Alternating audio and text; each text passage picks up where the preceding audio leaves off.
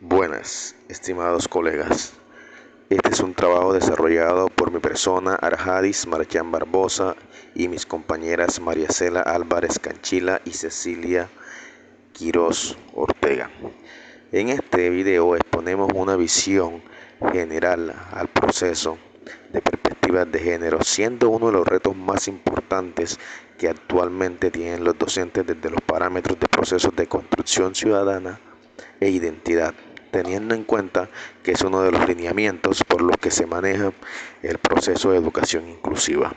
y desde el cual se busca una serie de lineamientos que permitan describir y proponer parámetros para suprimir todos y cada uno de los procesos de discriminación y exclusión que se han venido desarrollando y permeando a la escuela de forma consecuente en contra de la mujer y de las variables de género, teniendo en cuenta que no hay un ejercicio social igualitario, consecuente y equitativo que esté acorde con los procesos de socialización y las políticas inclusivas que vienen marcando desde diferentes parámetros de referencia, las cuales han de ser idóneas para la gestión que se desempeña en la praxis actual del docente, teniendo en cuenta que necesitamos abanderar un proceso de inclusión dinámico,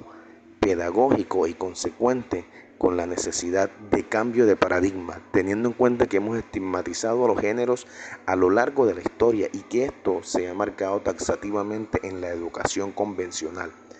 segmentando incluso por roles las actividades, procesos, minimizando las capacidades que tienen los estudiantes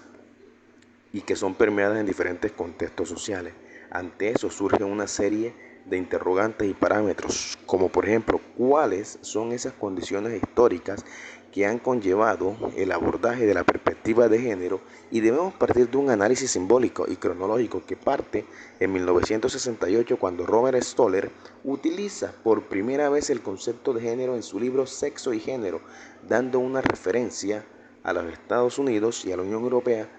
de los mediados de los 70 de cómo se han de implementar una serie de ejercicios de diferenciación que posteriormente fueron abanderados y replicados en Argelia, en donde se celebra por primera vez la Conferencia Mundial de la Mujer, que se traslada a México y que da sus inicios en 1975, iniciando una lucha global contra la discriminación y la búsqueda de la salud y el desarrollo económico, que posteriormente llega a una concepción de diferenciación de los patrones, en los cuales en el año 1986 Johann Scott, desde un artículo, generó una categoría útil para el análisis histórico. Hasta ese momento no había jerarquía ni lineamientos parametrizados. Por el contrario, había una opresión que se mantenía y se mantuvo y categorizó las acciones y que generó la ruptura de un sistema hacia un régimen que había rezagado y marginado y no había permitido la igualdad del proceso de operación, que estaba en efervescencia y que partía de algunos procesos que estaban siendo y promoviendo la ilustración de la mujer, instaurando una sociedad en la que se reconocieran condicionantes puntuales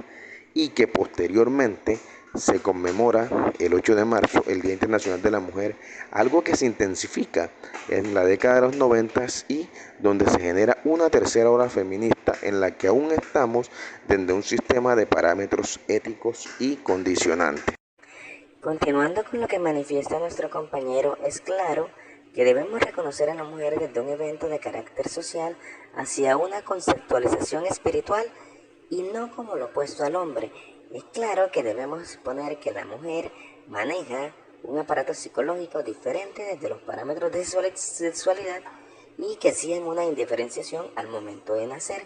pero que se torna más pulido en el transcurso de múltiples experiencias vividas, por lo que se relaciona a la mujer desde el parámetro de vista estético y al hombre desde el parámetro de vista corporal. En este sentido, es claro que debemos proponer parámetros de diferenciación que propendan por la igualdad de género, entendiendo y dando respuesta a la pregunta de cuál es la relación histórica de las mujeres de los derechos humanos con la construcción de las perspectivas de género. Y debemos tener en cuenta que a finales del siglo XIX se da el primer acercamiento que tenemos en los Estados Unidos, donde se inicia una lucha dinámica en contra de los idealistas y cadistas que no siempre fueron precursores de la Asamblea en defensa de los derechos de la mujer en Nueva York, en donde se dan pilares de reconocimiento y se apunta a exponer y promover a la mujer desde el marco de los derechos humanos y la declaración de una serie de sentimientos y procesos que fueron pilotos y que promueven un aborde de la psicología, la literatura y que inciden en pro de los manejos de la academia y otros eventos sociales para manifestaciones en contra de agremiaciones, para suprimir esas luchas patriarcales de las que garantizaban y minimizaban el papel de la mujer, exigiendo la reorganización de un proceso feminista que permitiera patrones de organización desde los cuales los políticos pudieron disponer de un sistema de leyes en el cual la mujer parte, y hay uno de los hechos más importantes, es la participación en el sufragio. Se le da participación a la mujer trascendiendo más allá de las asignaciones de labores y las tareas domésticas, y hoy por hoy hemos tenido un proceso de evolución en el que se brindan garantías para una revisión más consciente que minimiza la explotación sexual, la violencia familiar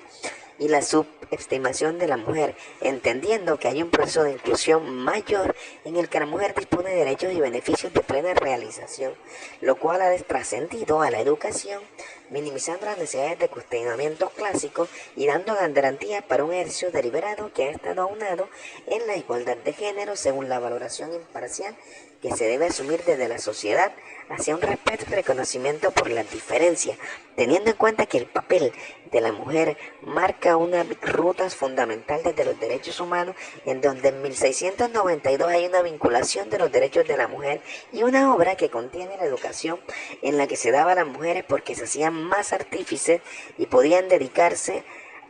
a una cantidad de procesos. Es decir, se parte de la idea de que la mujer no debe estar taxativamente limitada a los procesos del hogar y proponer una educación desde la perspectiva de género, dando respuesta a este interrogante y proponiendo un canal de diálogo para que sea una distinción en la academia que permita la diferenciación entre sexo y género hacia una transformación de nuevos criterios de igualdad y equidad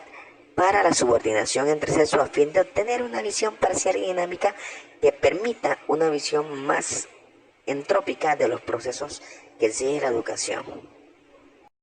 Para cerrar este apartado, debemos tener en cuenta que los seres humanos tenemos los mismos derechos y no necesitamos de una planificación o cuestionamientos que roben o que garanticen un papel protagónico. Es más, la perspectiva de género debe garantizar una serie de parámetros en los cuales se haga una inflexión desde los lineamientos igualitarios que han tenido lugar en diferentes connotaciones y que parten de la base de paradigmas de contexto hacia un plano más precursor de los derechos igualitarios, como se ha hecho en Latinoamérica gracias a los procesos trascendentales de la educación y la gestión de nuevos saberes y conocimientos en una lucha por la perspectiva de género en la que se apunta a los procesos de inclusión desde una conceptualización diferente, suprimiendo la marginación que ha tenido la mujer en diferentes roles y tareas y los condicionamientos que han manifestado y que han estado presentes en asignaciones salariales, asignaciones de tareas y privilegios que han tenido. Es necesario que se replantee un proceso de respeto y reconocimiento por las diferencias sin presión, garantizando un proceso inclusivo desde las dinámicas participativas que expone la perspectiva de género hacia una gestión social y académica proteccionista que permita dar respuesta a las políticas y gestas que garanticen el recorrido histórico del proceso consecuente para una aceptación de los procesos de la perspectiva de género, teniendo en cuenta que hay un movimiento emancipador y descolonizador que proviene de una mejora sustancial de los procesos encaminados a reconocer las diferencias y la diversidad como parte de los retos que tienen los docentes, sin correr el riesgo de perder el norte y mantener presente siempre diferentes propuestas de innovación para la atención diferencial en la que el educador emerja como ese eje de referencia capaz de minimizar los impactos de la discriminación y la exclusión, de modo que pueda direccionar una praxis que garantice el bienestar social de los estudiantes. Esto debe trascender a los procesos dinámicos de asertividad y de comunicación como eje de desarrollo social en los diferentes estándares y contextos en los que nos desarrollamos, respetando las diferencias y reconociendo la diversidad y el enfoque de género hacia la construcción de una nueva sociedad, de una sociedad más empática, más dinámica, desde la cual se pueda configurar un pensamiento pedagógico complejo, no contemplativo, sino que sea develador de los múltiples factores y patrones de dominación actual hacia un mecanismo propositivo para nuevas relaciones sociales, planteando alternativas y caminos posibles que pueden ser visualizados y contextualizados desde el enfoque de género. Así entonces, desde esta visión que hemos ofertado, esperamos que se pueda comprender y acoger el concepto de metodología desarrollada desde la perspectiva de género hacia un proceso educativo universal, objetivo, y desde que se desplieguen nuevos procesos en las contradicciones y disputas culturales e ideológicas que habían mancillado la educación, reduciendo la pedagogía a los aportes técnicos, instrumentales y mecánicos por mucho tiempo. Muchísimas gracias.